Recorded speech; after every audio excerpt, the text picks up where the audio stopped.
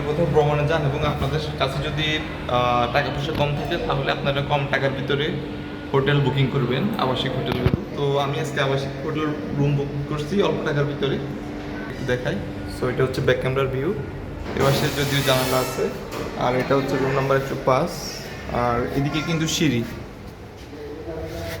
দিয়ে ওঠা আমার জন্য এখানে উপর দিয়ে এদিকটা হচ্ছে সিঁড়ি উঠছে। জাস্ট আমি একটা ছোটোখাটো রুম নিয়েছি, হ্যাঁ, জাস্ট একটা ছোটোখাটো রুম, উপরে কোনো ফ্যান নাই, হ্যাঁ, যেহেতু এটা সিঁড়ির নিচের রুম। আর এদিকে একটা ফ্যান আছে, টেবিল ফ্যান, এটার বাতাস কিন্তু ভালো আছে। আর এই যে এটা হলো একটা ছোটোখাটো আয়না আছে, এখানে বেড, এখানে ছোট একটা লাইট ফ্যান। তো এই ছোটোখাটো রুমটি, এরকম ছোটোখাটো একটা রুম আপনারা শুধুমাত্র 200 থেকে 300 টাকার ভিতরে নিতে পারেন। হ্যাঁ, আমি 300 টাকাতে নিয়েছি। আমি যদি আর একটু কথাবার্তা বলতাম আর একটু দরদাম করতাম তাহলে 200 টাকাও নিতে পারতাম। তো অনেকে জানেন না, হয়তো 200-300 টাকার ভিতরেও রুম পাওয়া যায়, আবাসিক রুম পাওয়া যায়।